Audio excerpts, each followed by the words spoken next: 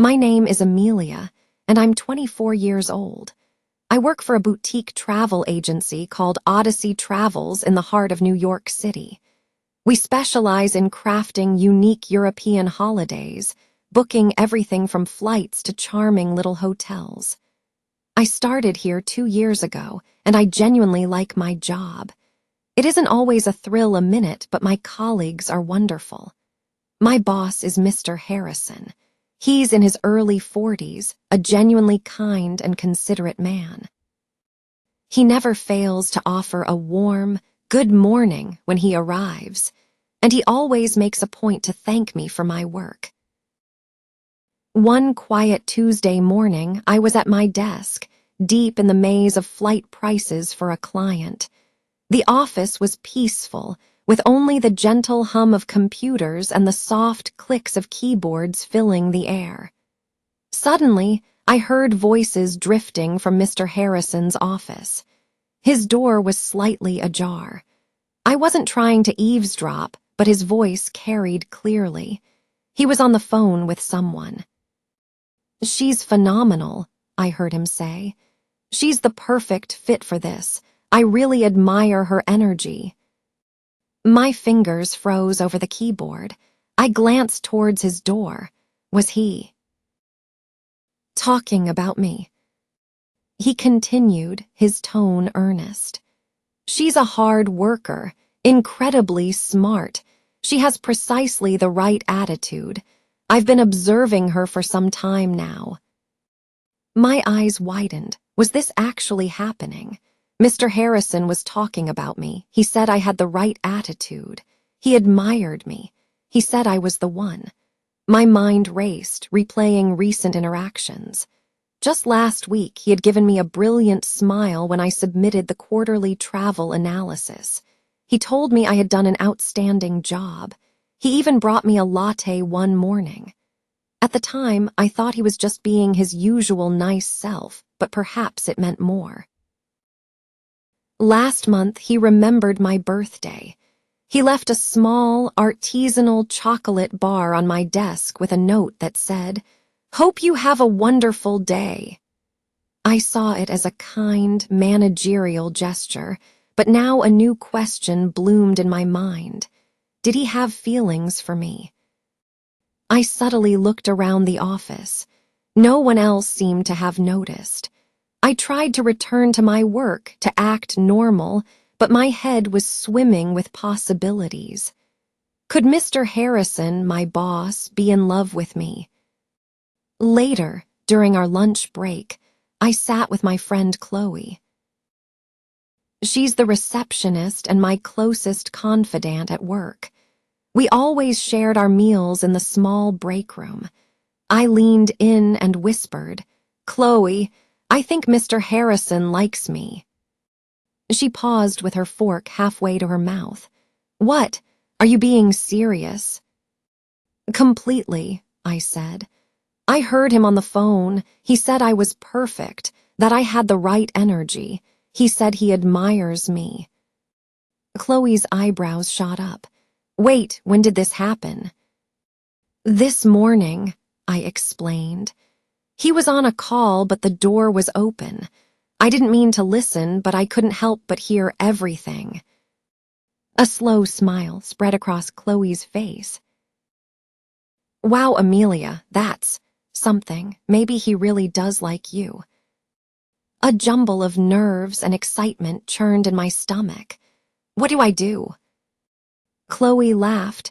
"Who knows, maybe he's going to ask you out. Maybe he's planning to say something." I smiled, but my thoughts were a chaotic mess. A part of me was thrilled. Mr. Harrison was a good man, intelligent, polite, and respectable, but he was also my boss. What if I had completely misread the situation? That afternoon, as I was sorting through a pile of emails, a notification pinged on my screen. It was an instant message from Mr. Harrison, it read. "Hi, Amelia. Could you please meet me in my office at 3:00 p.m.?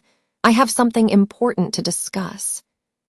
I stared at the message, my heart starting to pound like a drum. This was it. He wanted to talk. He said it was important. What else could it possibly be? Chloe saw the look on my face and walked over to my desk. What's wrong? He wants to see me at 3, I whispered. This is it. Get ready, she said, her eyes sparkling. Maybe he's finally going to tell you how he feels. I couldn't concentrate on work for the rest of the afternoon. I checked the clock every 5 minutes. Just before 3, I excused myself to the restroom to check my reflection in the mirror, fixing a stray strand of hair. I wanted to look composed. At exactly 3:00 p.m., I walked to his office and knocked gently. He looked up from his laptop and smiled. Come in, Amelia. Please have a seat. I sat in the chair across from his desk. He closed his laptop, his expression turning serious. Thank you for coming, he began. I wanted to talk to you about something very important. I nodded slowly, my hands clasped tightly in my lap. This was the moment. You've been doing exceptionally well here, he said. Your work is excellent. I've noticed how you go the extra mile for our customers. I see how you manage your responsibilities and support the team. You're always polite and professional. I managed a small, nervous smile. He was complimenting me. Was this his way of starting the conversation? Then he continued, We're launching a new initiative. A few of our international partners are opening a flagship office in Barcelona, Spain. We need to send someone there for 3 months to help them establish our operational standards. We think you would be perfect for this assignment. Your name came up in our leadership meeting this morning. I blinked. He went on, of course, it's a significant step, but it's a fantastic opportunity. You'll get to travel, meet new people, and represent our agency on an international stage. I didn't know what to say. I just sat there, utterly confused. So this was it. The phone call wasn't about love, it was about this project. He thought I was perfect for the job.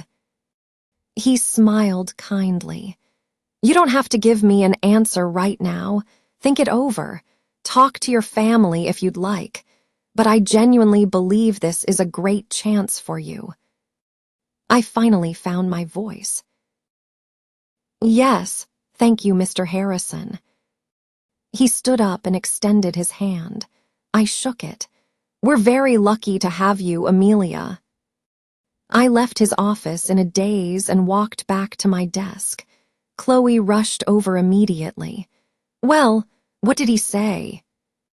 He wants me to go to Spain, I said flatly. She looked bewildered. Spain, he wants me to help set up a new travel office for 3 months. Chloe blinked. So, not a declaration of love. A small smile touched my lips. No, just a project. We both started to laugh. I felt a little foolish. I had been so certain he had a crush on me. I really believed it all day, I told Chloe. But I was wrong. It wasn't about romance, it was about work. Still, underneath the slight embarrassment, a feeling of pride began to surface. He trusted me with a major responsibility. Maybe I didn't get a love story, but I got something else entirely. A new challenge, a huge opportunity. That evening, I walked home slowly, processing the day's events. I laughed at myself. I had constructed an entire romantic narrative in my head. I thought he was going to confess his feelings, but all he wanted was to offer me a career-defining opportunity. Next time, I decided, I would ask before I assume. Before I continue my story, I have to wonder where you're listening from. Knowing that someone out there hears my voice, that my story resonates, gives me strength. That night, sleep wouldn't come. My mind kept replaying the offer. Spain, a new office, 3 months in a foreign country. I had never been away from home for so long. I had never even flown on a plane by myself. It was both exhilarating and terrifying. The next morning, I rose early. I made a cup of tea and sat at the small table by my window, watching the city wake up. My mind, however, was far away. I kept hearing Mr. Harrison's voice. "We think you are perfect for this." He had said it with such conviction. He believed in me. He trusted me. It was a wonderful feeling, but it was also laced with anxiety. What if I wasn't ready? What if I failed? At work, Chloe greeted me with an encouraging smile. "So, have you decided?" she asked. "Not yet," I admitted. "I barely slept." "I get it," she said sympathetically. "It's a massive change." I nodded. "Yeah, but maybe it's a change I need. Maybe the timing is right." Chloe studied me for a moment, then her smile returned. "You can do this, Amelia. I know you can." Her confidence was contagious, and I felt a little of my anxiety melt away. Mr. Harrison didn't bring it up that morning. He simply smiled and asked how I was doing. When I mentioned I was still considering the offer, he said that was perfectly fine and that there was no rush. I tried to focus on my tasks, but my mind kept wandering. I pictured myself navigating the streets of a new city, assisting clients in a bustling office, learning and growing. It was a beautiful image, but then the doubts would creep back in. What if I didn't fit in? What if my new colleagues didn't like me? What if I wasn't good enough for the job? I sighed and glanced around our familiar office. Everything here was safe, predictable. I knew everyone's name, every process, every quirk of the system.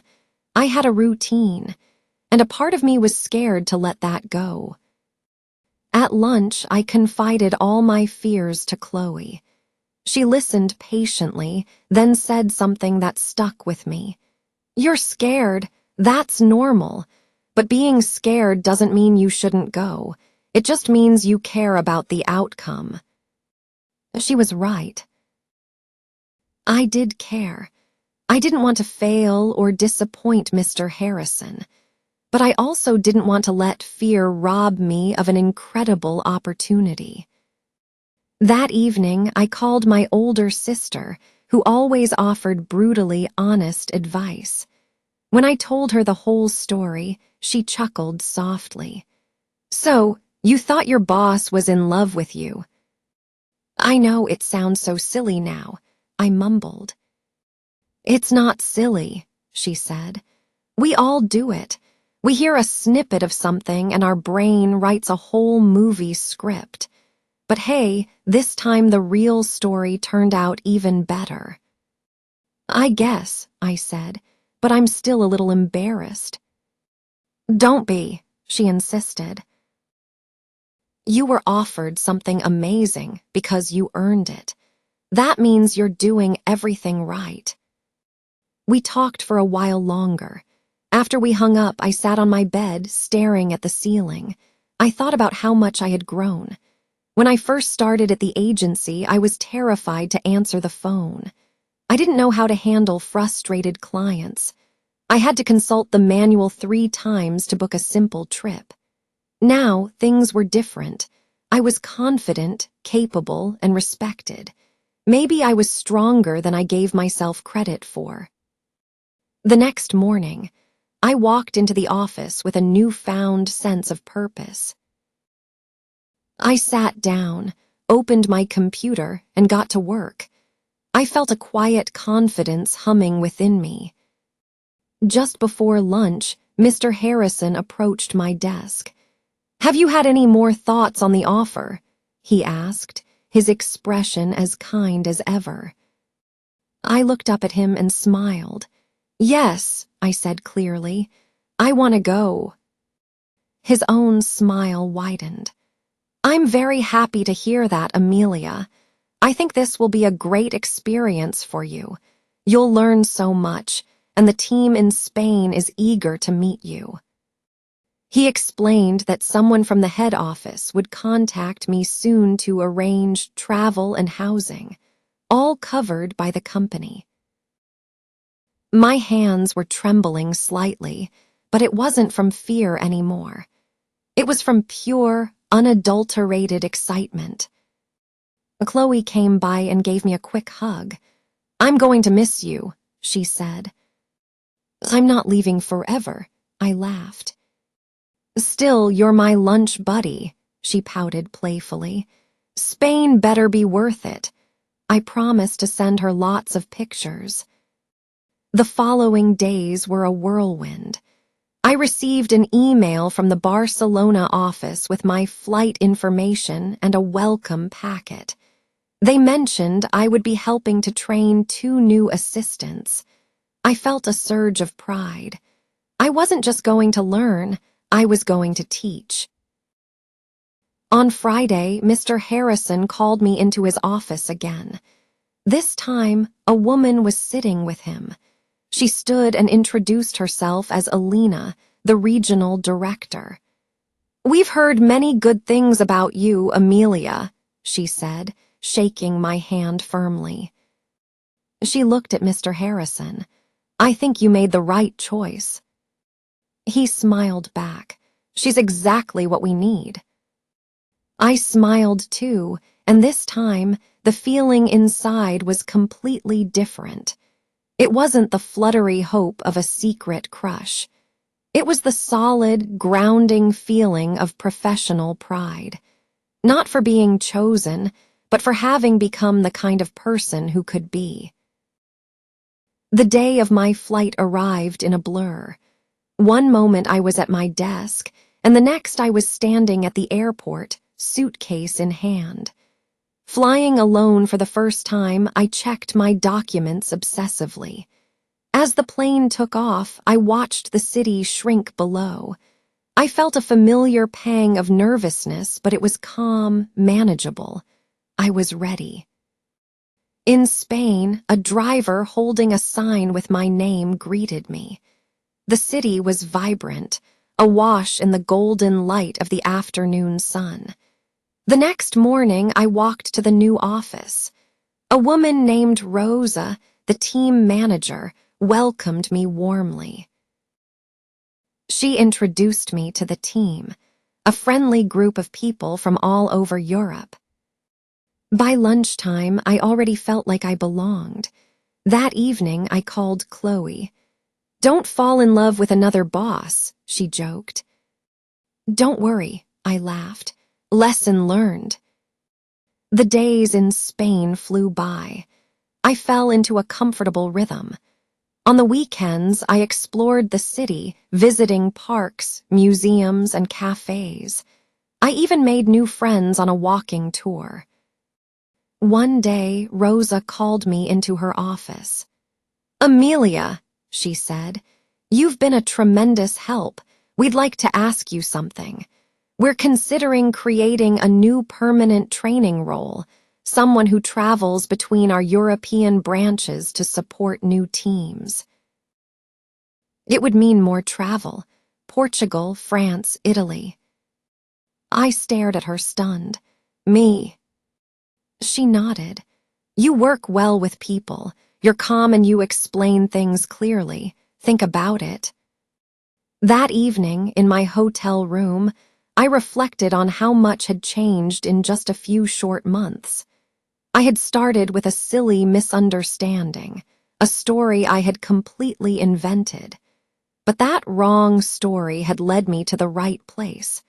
Sometimes we think we understand a situation, but we only see a tiny piece of the puzzle.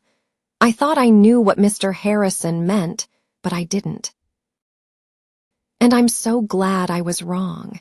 If I had been right, I might still be at my old desk, waiting for a love story to begin. Instead, I had become the one doing something special. 3 months later, I flew home. My team in Spain threw a farewell party for me. Back in New York, Chloe squeezed me in a tight hug. "You look different," she said. "Stronger and happy." Mr. Harrison greeted me with a wide smile. "Welcome back, Amelia. I heard nothing but great things." We talked about my experience and the new role Rosa had proposed. "I think you'd be perfect for that," he said. "I want to try," I replied. That night, as I walked home, I felt an immense sense of pride. Not because of a new job or the travel, but because I had changed. I had believed in a story that wasn't real, and for a moment it made me feel foolish. But I didn't get stuck in that feeling. I moved forward. I took the next step, and that step led me somewhere far better than I could have ever imagined. Life doesn't always give us the story we expect. Sometimes we think it's a love story, waiting for someone else to write our next chapter. But sometimes the real story is about growth, change, and believing in yourself. I used to think my boss was in love with me, but what I really found was something infinitely better. I found myself.